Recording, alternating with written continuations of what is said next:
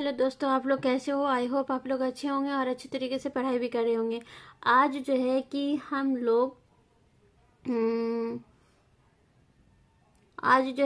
लोग question number 3 पढ़ेंगे, ठीक है ना। तो बौद्ध दर्शन में छात्र शिक्षार्थी की संकल्पना पर प्रकाश डालिए। मतलब छात्र और शिक्षार्थी के किस तरह का होता था, यह संकल्पना हमको करना है। तो बौद्ध दर्शन में छात्र या शिक्षार्थी जो भी है उसकी संकल्पना, मतलब कि कैसे होते थे, उनका कॉन्सेप्ट क्या है। तो बौद्ध दर्शन के प्रतीत समुत्पाद सिद्धांत के अनुसार शिक्षार्थी का कोई अतीत और भविष्य आवश्यक होता है। शिक्षार्थी का वर्तमान अस्तित्व उसके पूर्व जन्म के कर्मों तथा बाल्यावस्था के संस्कारों पर निर्भर होता है तथा वर्तमान में किए गए संकल्पों तथा कर्मों पर निर्भर करता है। अतः शिक्षार्थी के भावी विकास की क्षमताएं उसके वर्तमान के स्वरूप में निहित होती है। शिक्षार्थी के वर्तमान स्वरूप में जो योग्यताएं, क्षमताएं, कुशलताएं विद्यमान है, उन्हीं का विकास किया जा सकता है, और जो उसके वर्तमान अस्तित्व में विद्यमान नहीं है उससे भिन्न उसे नहीं बनाया जाता है। मतलब जो उनको है, जो भी उनकी कुशलताएं हैं, उसी के अकॉर्डिंग उनको समझाया जाता है, पढ़ाया जाता है। और जो उनके अंदर नहीं है, अगर कुछ डिफरेंट है उनके अंदर, तो वो चीज भिन्न कुछ भी नहीं बताया जाता है, ठीक है। समस्त शिक्षार्थियों का अतीत एक जैसा नहीं होता, उसमें विभिन्नताएं पाई जाती है। इसी कारण उनकी अध्ययन व सीखने की क्षमताओं में भी विभिन्नता होती है। अतः प्रत्येक शिक्षार्थी के स्तर अनुरूप ही शिक्षक को पाठ्यक्रम एवं अध्ययन क्रियाओं की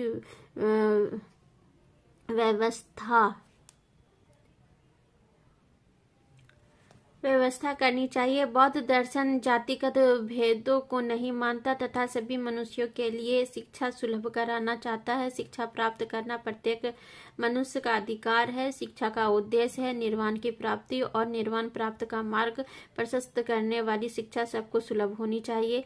बौद्ध दर्शन पर आधारित शिक्षा व्यवस्था में 8 वर्ष की आयु के पश्चात प्रव्रज्या संस्कार द्वारा शिष्य यानी कि बालक की शिक्षा का आरंभ होता था। इसमें बालक सिर मुंडवाकर पवित्रता धारण करता था और गुरु उससे 3 प्रतिज्ञाएं कराता था।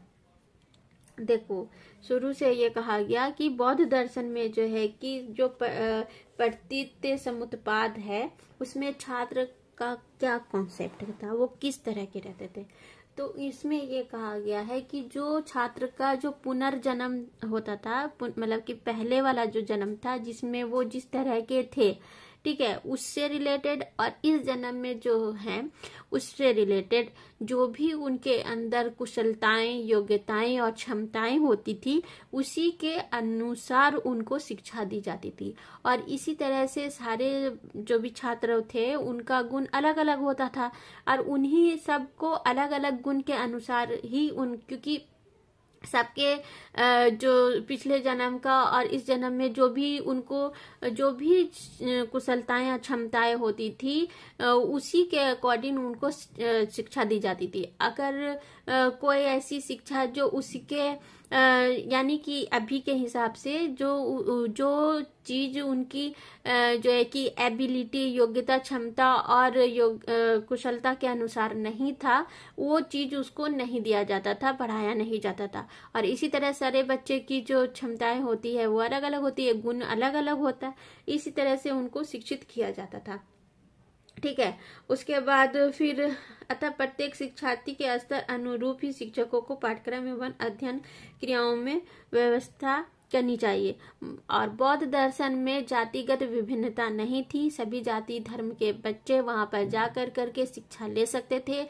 बौद्ध धर्म में सिर्फ एक चीज था, वो था निर्वाण प्राप्ति, और निर्वाण प्राप्ति के लिए बच्चों को, जो बच्चे 8 वर्ष से आते थे, उनका सबसे पहले सिर मुंडवा दिया जाता था, और उसको जो है कि क्या बोला जाता था, प्रव्रज्या संस्कार होता था उनका। और उसके बाद फिर उनको जो उनके गुरु रहते थे वो 3 प्रतिज्ञाएं उनसे करवाते थे। क्या? सबसे पहला बुद्ध शरणम गच्छामि, धम्मं शरणम गच्छामि, संघ शरणम गच्छामि, ये 3 था।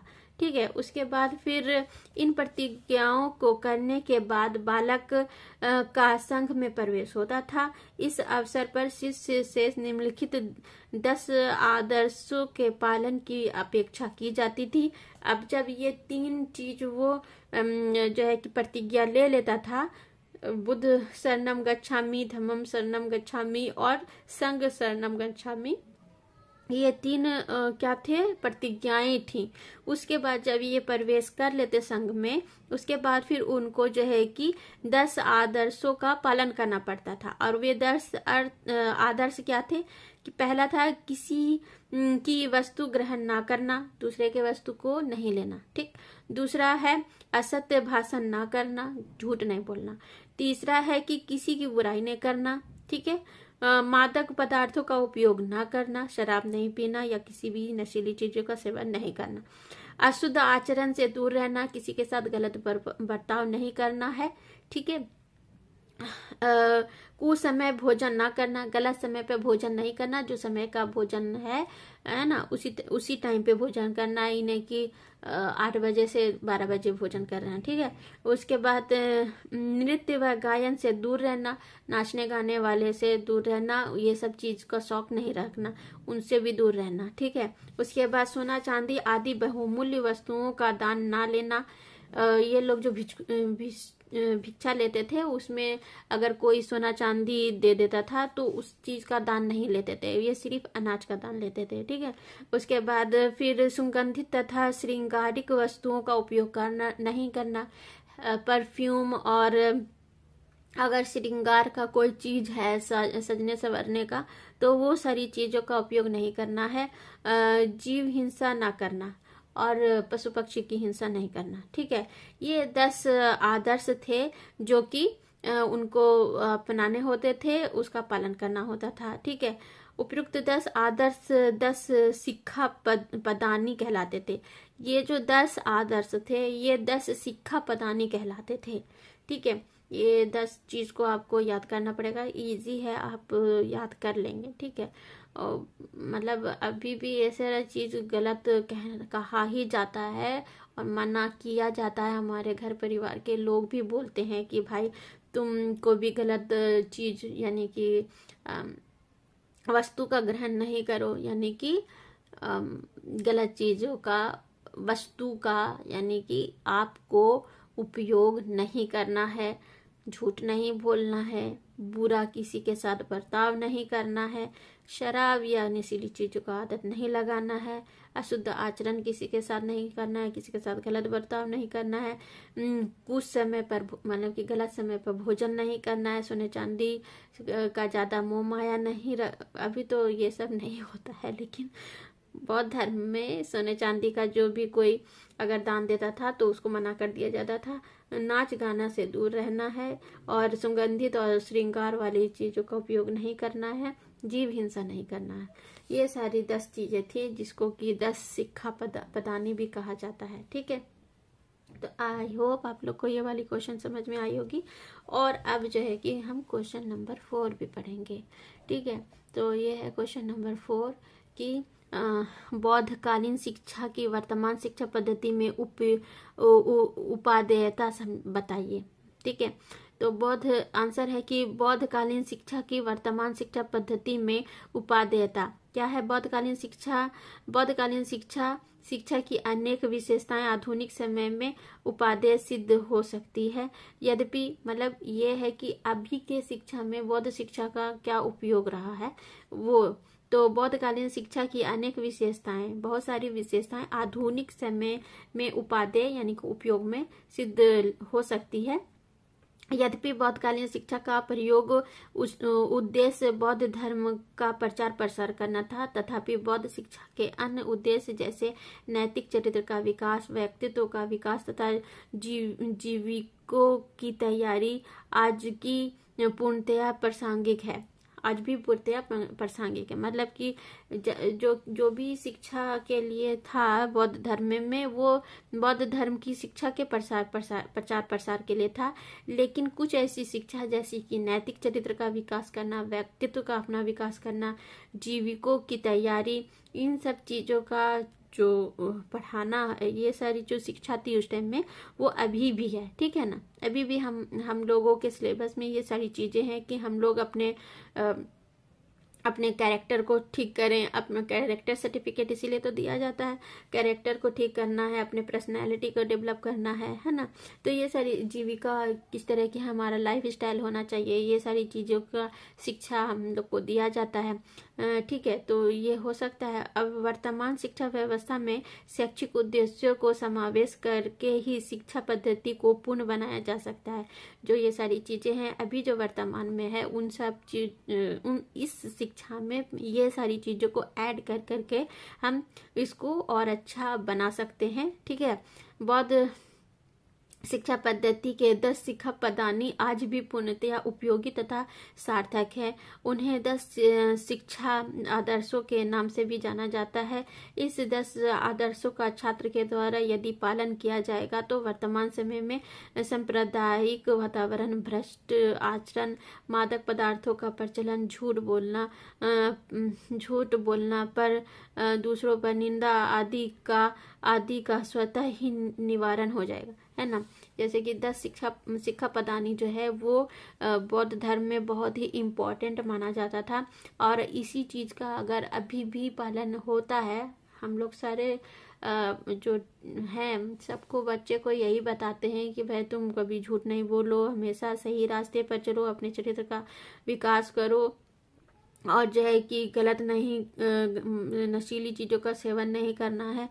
ये सारी चीज़ें जो है कि हम लोग अभी भी अपने बच्चों को बताते हैं, जिससे कि हम अपने बच्चों के चरित्र का, अपनी उसकी पर्सनालिटी का अच्छा से विकास कर सकते हैं। ठीक है, उसके बाद फिर किसी की निंदा नहीं करना। ठीक है, ये सारी चीज़ें हम अभी भी बच्चे को बताते हैं। तो ये जो 10 शिक्षा पदानी था, ये बहुत इम्पोर्टेंट माना जाता है आज के भी शिक्षा के लिए। ठीक है, बौद्धकालीन छात्र अध्यापक संबंधों को यदि पुनर्जीवित किया जाए तो वर्तमान शिक्षा संस्थाओं में दिन प्रतिदिन होने वाली हड़ताल, बंद, उपद्रव, शिक्षकों के साथ होने वाली अभद्रता, छात्र दंगे आदि स्वतः ही बंद हो जाएगी। अगर बौद्ध दर्शन में जो है कि जो छात्र और शिक्षक का जो रिलेशनशिप था कितना अच्छा था, उसको अगर आपके इसमें अपनाया जाए तो ये जो छात्र दंगल करते हैं और अभद्रता करते हैं, टीचर के साथ गलत बर्ताव करते हैं, ये सब चीज़ बंद हो जाएगा। हड़ताल कर देते हैं, ये सब चीज़ बंद हो जाएगा। ठीक है, उसके बाद फिर बौद्धकालीन शिक्षा के उद्देश्यों, छात्र अध्यापक संबंध, 10 शिक्षा पद, नैतिक विकास, गुरु श्रद्धा, निर्वाण प्राप्ति की शिक्षा आदि को वर्तमान शिक्षा पद्धति में सम्मिलित किया जाना अत्यंत लाभप्रद व सार्थक सिद्ध हो सकता है, जिसका मुख्य कारण है कि वर्तमान शिक्षा प्रणाली में धर्माचरण का पूर्णतया अभाव मिलता है। इन सब चीज़ों को जो है कि अगर हम शामिल करते हैं, जो कि बौद्ध धर्म में शिक्षा का, गुरु का जो रिलेशनशिप था इतना अच्छा था कि अगर से जो है कि अगर गुरु किसी चीज़ में परेशान रहता था तो शिष्य उसकी परेशानी को दूर करने के लिए बहुत सारी चीज़ों को करता था, जिससे कि उसकी कठिनाइयाँ दूर हो जाती थी, है ना। और गुरु अपने शिष्य को अपने बच्चे के जैसा मानता था, और शिष्य भी अपने टीचर को पिता के समान मानता था। ठीक है, तो अब लेकिन ये सारी चीज़ें नहीं होती है। लेकिन ये सारी चीज़ें अगर अब भी ये सारी चीज़ों को अगर मतलब कि अपनाया जाए शिक्षा के रूप में उस सब चीज़ को, तो जो है कि आज का जो आधुनिक शिक्षा है वो बहुत अच्छा बन जाएगा, और वर्तमान शिक्षा प्रणाली में धर्माचरण का पूर्णतः अभाव में ये सारी चीज़ें नहीं होती। अब टीचर और स्टूडेंट का जो संबंध है उसमें बच्चे को अगर टीचर कुछ बोल दिया तो तुरंत जो है कि मारा पीटी भी हो जाता है। तो कभी हड़ताल कर बैठते हैं, तो कभी स्कूल बंद, कॉलेज बंद, ये सारी चीज़ें करते हैं। गंदी गंदी बातें करते शुरू कर देते हैं, कोई इज्जत नहीं करते हैं। तो ये सारी चीजें होती हैं, लेकिन अगर पहले का चीज अपनाया जाए तो अच्छा हो जाएगा। और जिसके कारण ये सारी चीजें तो होती नहीं है, तो इसके वजह से जो है कि हमारा जो शिक्षा प्रणाली है वो धर्मचरण का पूर्णतः अभाव इसमें मिलता है। धर्म से रिलेटेड जो एक शिष्य और गुरु का जो एक इमेज होता है, दोनों के नज़र में एक दूसरे के लिए जो प्यार और इज्जत होती है वो कहीं ना कहीं कम हो गई है। ठीक है, तो आई थिंक आज मैंने 3 और 4 क्वेश्चन पढ़ा है, दोनों ही बहुत अच्छे क्वेश्चन थे। एक में शिक्षक और गुरु के जो संबंध को बताया गया है, और जो बौद्धकालीन शिक्षा जो थी उसमें जो 10 उपदेश दिए गए हैं, 10 आदर्श दिए गए हैं, उनके क्या महत्व है अब के शिक्षा में।